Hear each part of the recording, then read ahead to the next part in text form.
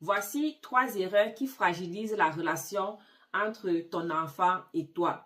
Tu peux être un bon parent, mais commettre des actes qui vont venir fragiliser cette relation parent-enfant. Voici, la première erreur, c'est de souvent vouloir couper trop rapidement l'émotion de l'enfant.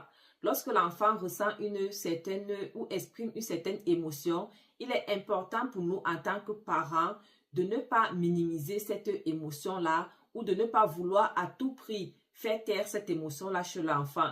Lorsque nous agissons ainsi, l'enfant comprend que ce qu'il ressent n'a pas d'importance pour nous. Et en ce moment, la conséquence pourrait être tout simplement que l'enfant se ferme ou explose ou agisse de façon explosive plus tard, tout simplement parce qu'il n'a pas pu exprimer cette émotion au moment où il fallait qu'il l'exprime.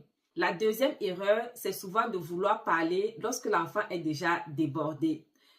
Si l'enfant est déjà débordé, pareil, il faut juste laisser le climat se détendre. Parce que lorsque vous voulez à tout prix parler, vous exprimer lorsque l'enfant est débordé, à force de le faire, ça lui fait comprendre qu'il est vraiment sous pression. L'enfant se sent sous pression et cela ne constitue pas un avantage pour votre relation. Moi, par exemple, il m'est arrivé à plusieurs reprises de devoir lâcher prise sur une conversation que je voulais engager peut-être avec mes enfants ou mon ado. Lorsque je sens que elle est peut-être tendue, je comprends que ce n'est pas le bon moment. Je ne peux pas voir que l'enfant a peut-être une mine pas appropriée et je m'aventure dans une quelconque conversation. Mon but ici n'est pas de parler à tout prix à ce moment-là, mais ce que je fais d'habitude, c'est que je laisse l'émotion se dissiper et je reviens par la suite questionner. Elle peut par exemple être rentrée de l'école avec une certaine attitude.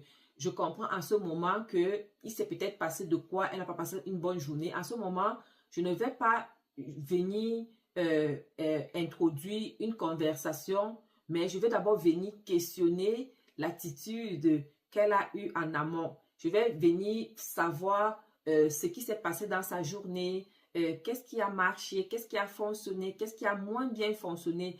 Et en parlant ainsi déjà, ça lui permet de comprendre que je veux savoir, je suis en train d'entrer dans son univers, je suis en train de vouloir comprendre pourquoi est-ce qu'elle se sent pas bien. Et juste de faire ça, vraiment, ça permet en sorte qu'elle s'ouvre, elle se sent vraiment en confiance et elle s'ouvre à moi. Et